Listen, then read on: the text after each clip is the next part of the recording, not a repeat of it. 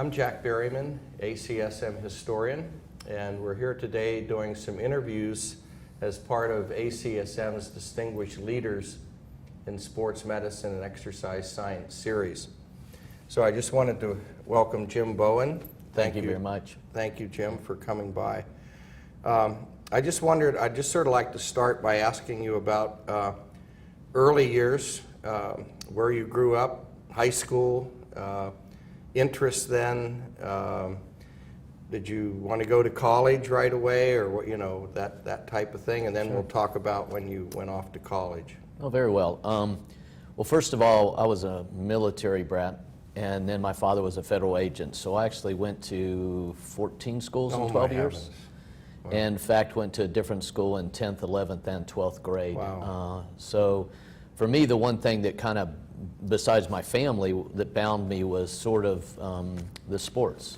So I always got integrated into a new school with sports. And that was always my foundation. Actually, the other reason why I was involved in sports is because my dad was a stickler for doing work at home, and the only way I got out of that was to do sports. That's the only thing he would give me a pass. Got you out of the house. Yes, sir. So I played something every season, regardless. Even if I'd never played it before, I was going to do something. Even if it's girls field hockey. It was good. I was going to be the best girls field hockey player I could be. That's exactly right. Anything to not mow the yard. I would think going to a new school like that, that would be a quick acceptance. You know, if you, oh gee, this guy's a good baseball player. You know, he can help us out. And very much so. And you know, I had a little brother and a little sister, and they were good mouthpieces for me when I went to new school. So you ended up with a reputation, valid or not, when you first got there. Did you sort of play the big three, football, basketball, and baseball, or did you? Football, wrestling, wrestling. And then the spring season was, you know, track baseball or whatever I was going to do. I played tennis one year. Is there? I know you moved a lot. Was it in a region, say, Northeast, or?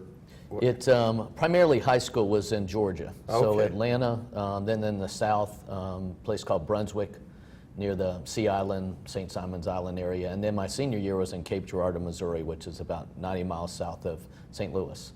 Yeah, the reason I ask is that generally I associate wrestling with a Northeast connection. Absolutely. Not so much Georgia. That's exactly right. And then our coach we had in high school there was from Minnesota. He had actually placed in the NC2As. We were very lucky to have him. We had a very strong wrestling program. Yeah. Yes. And did you always want to go to college, or is that something that?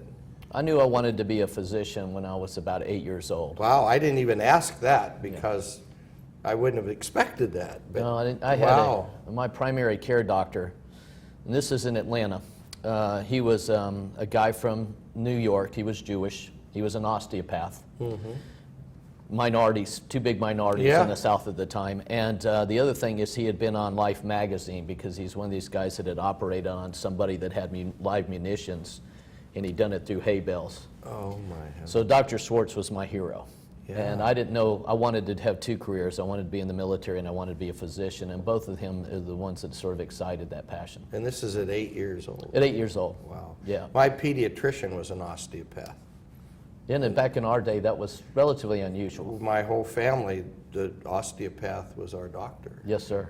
All the time. So that usually means that you're from Missouri or from Michigan. Pennsylvania. Pennsylvania? There you go. Okay. Yeah.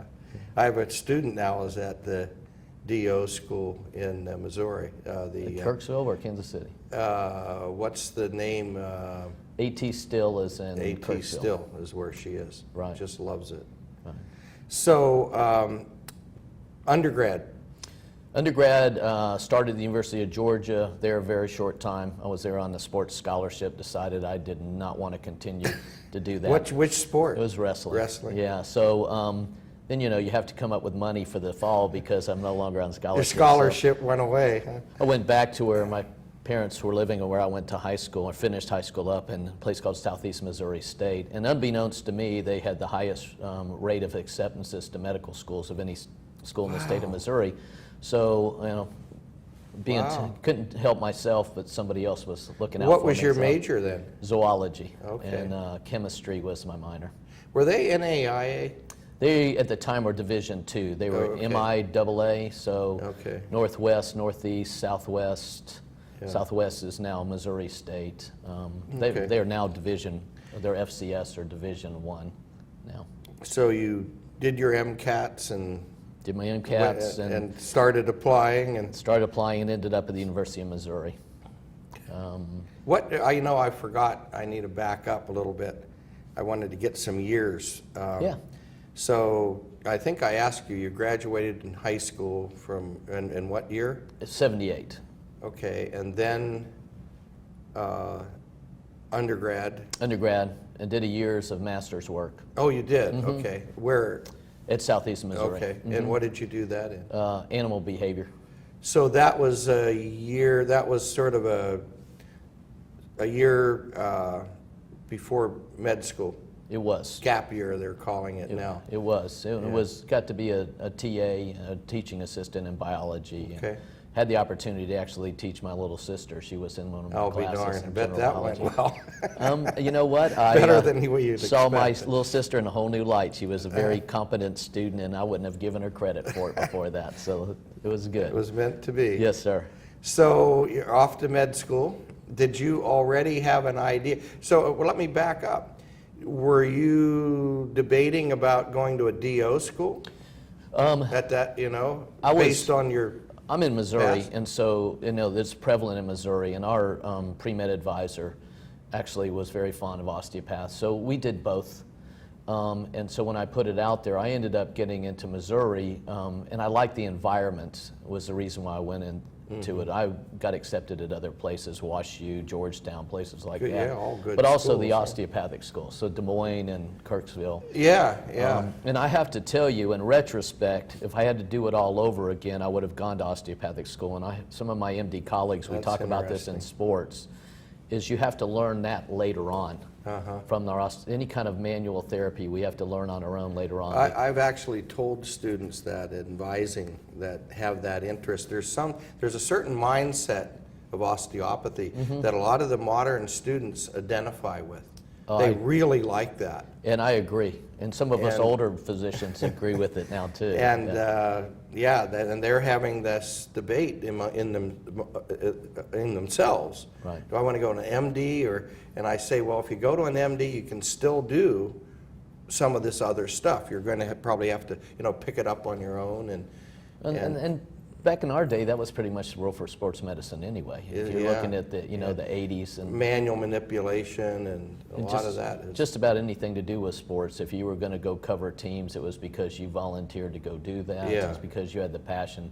Yeah. Musculoskeletal medicine was not taught very, Yeah. maybe 10% of our experience in med school was that. So Did you have something in mind before you did your rotations, or during rotations did you find something that surprised you that you really liked? yeah, I went to med school to be a facial reconstructive surgeon. Wow. I wanted to do ENT and then ear, nose, and throat, and Yeah. then do that. So people that had been injured, and that kind of parlayed into the military because I also wanted to do the military. Yeah, I remember So- going way back. Yeah, that was part of your goal. It was, in fact, the first year. The reason why I did a master's year is I did not get a scholarship for the military. I got into med school and did not get the military scholarship. Very expensive at the time. Rates for loans were expensive. Didn't want to have my parents contribute money. Yeah, that's a So, big debt. to Very look interested at. in sweat equity. Yeah. So I actually got out of medical school with no debt, no undergrad debt, and Wow, no. wow. So that was So it's because you had this military scholarship. the second year I had a military scholarship. Okay, that I wasn't clear about. Yeah, Okay. so- And how did you do that? I mean, what was the mechanism to After apply for something like that? Well, after you're accepted to medical school, at least back then, after you had an acceptance, you could apply to what's called the Health Professional Scholarships Program. Oh, So the three service branches, the Army, the Air Force, and the Navy had that. And then by doing so, you're probably committed to 4 years or I was whatever. committed to 4 years, not including your internship. Yeah, I was going to ask you next. Okay, let's back up then. So what did you do your internship in? I did what's called a transitional internship. It's half primary care or pediatrics, and then half of it was surgical. And this is the same as a residency?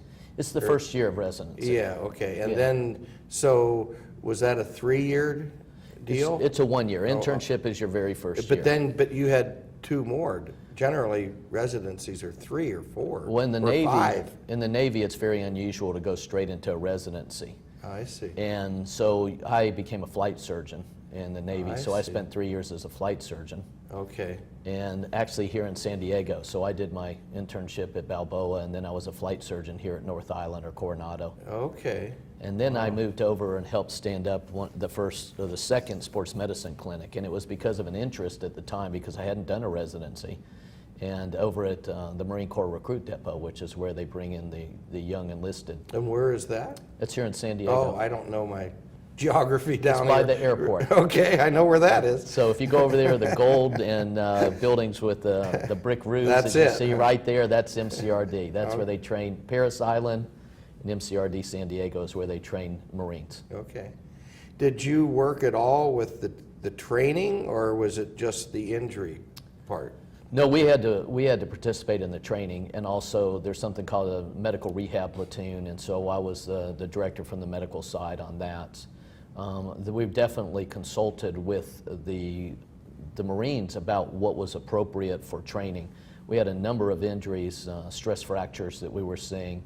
So there was stress fracture studies being done. We had, have to look at the tempo of training, what equipment they were using, shoes, things like Wow. that. So that was probably where the passion for musculoskeletal medicine kind of went up another level. Yeah, I can see why. I mean, that's a very day-to-day applicable Every day, deal. that's right. And I forgot to ask you this, we might have to backtrack again.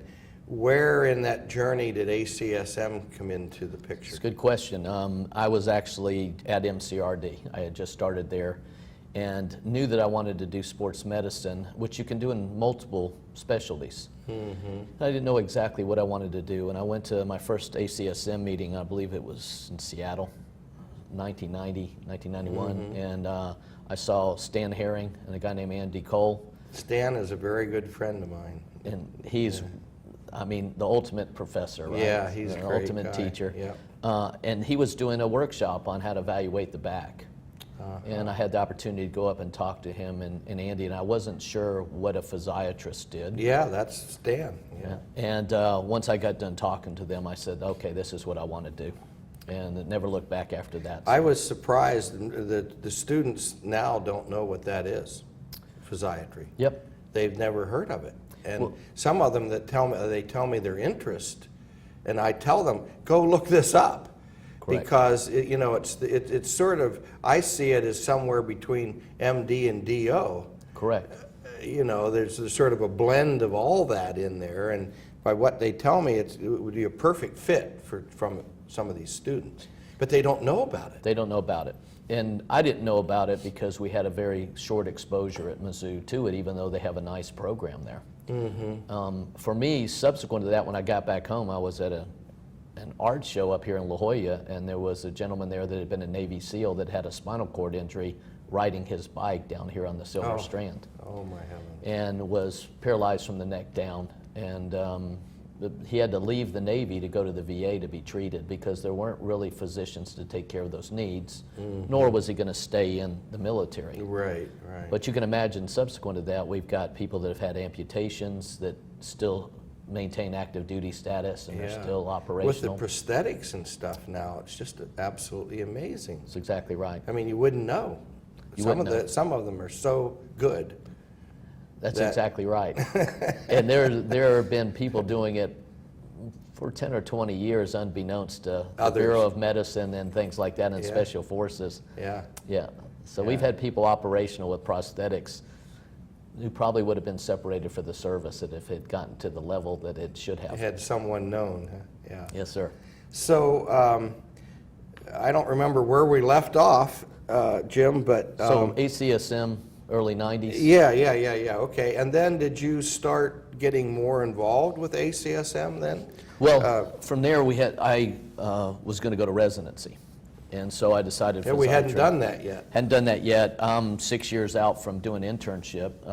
One of the bad things about that is, of course, that you're separated from a continuous educational Yes, experience. that's a big gap. The good thing about it is I'm a practicing physician during that time. I also moonlighted here at Kaiser in acute care and emergency room, so I had plenty of training as a physician when I went to residency, Which others don't. which others don't. Yeah, So I yeah, wasn't yeah. wet behind the ears, I Right, guess you would say. right.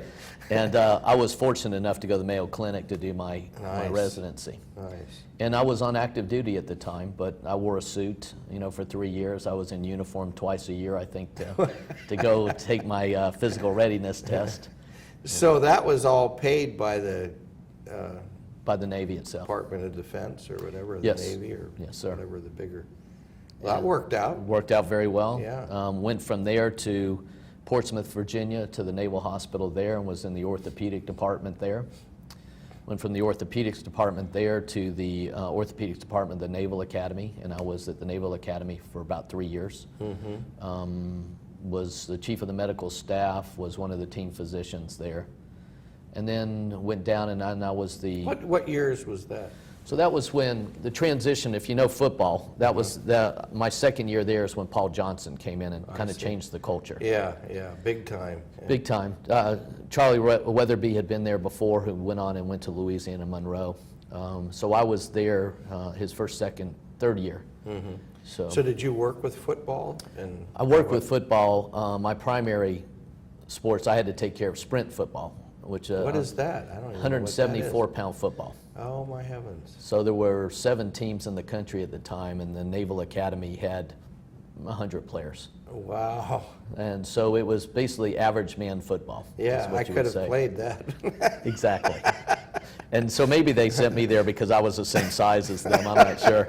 But I certainly participated with care of the varsity, and Yeah. then I also took care of men's basketball. Okay. And but we all take care of the athletes because we're right there taking care. That's our primary job. is Yeah, take care of and midshipmen. what a group. Our rowing coach's son is in his 3rd year at the Naval Academy, and I see him at the gym every day, and his son just absolutely loves it.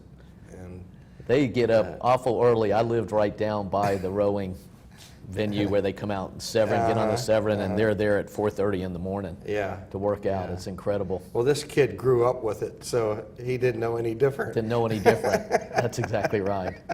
Well, I tell you what, there wasn't a day that went by there that I couldn't, the young people that go to our academic institutions in the military like that are the future leaders of our country. My They're brother phenomenal. went to the Air Force Academy, Yes, sir. and I was at Maryland doing my PhD, and I flew out a couple times to see him, and I was just so impressed with the culture. Yes, sir. You know, I was just wishing that all undergrads were like that, which isn't the case.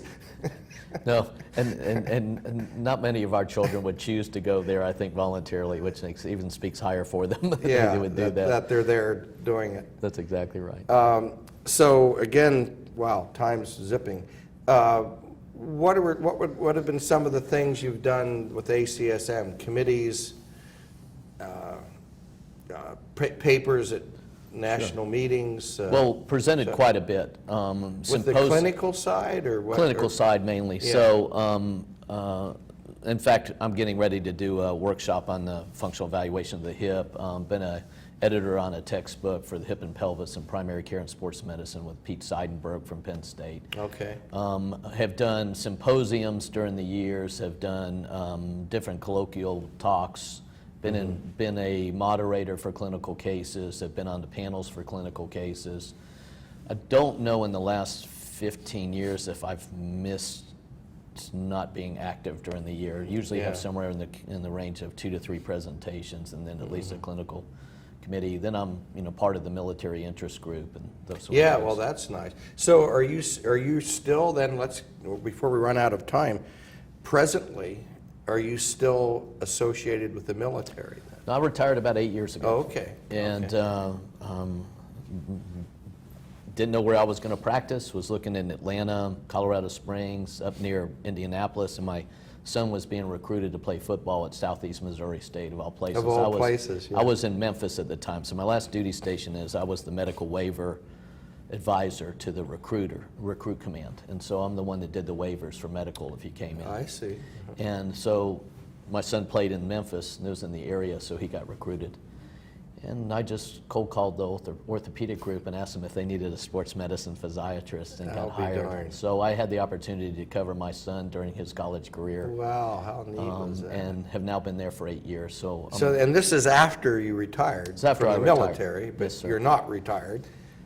I don't know if you ever retire. I still have a great affinity for the Navy and the military in general. But Yeah. and of course, some of my colleagues from the military are still here Yeah. at CSM, and we Yeah. get to run into them, retired or not. That's what I'm thinking. You don't really retire. No, sir. Once you have those interests, they don't go away. It's not like you just turn off a switch. That's exactly right. I think most of us feel like if we were needed, we put the uniform and go right Go back right pretty back quickly. at it again. Yes, Yeah, sir. Yeah, yeah. I don't know how delusional that is, but most of us still have that opinion. At least you have the desire. I got the Whether desire. physically we could do it or not, it's another question, right? That's true. Well, anyhow, yeah, I'm sort of out of questions, Jim. I mean, I think the timing's perfect, so I really appreciate Jack, thank you. having a chance to Yeah, talk with enjoyed you it. today. I know you've talked to a lot of people. Yeah, so. this is fun, and to still see the passion there. You know, you still have the passion. I have the passion, and I tell you So- what, I don't think, my life was guided by that first meeting I came to ACSM. It Yeah. definitely directed me on where I wanted to go. Yeah, that was fortuitous. Yeah, thank the Lord for Stan Herring. Yeah, he's a good guy. I'm sure he has actually done that for many, many people.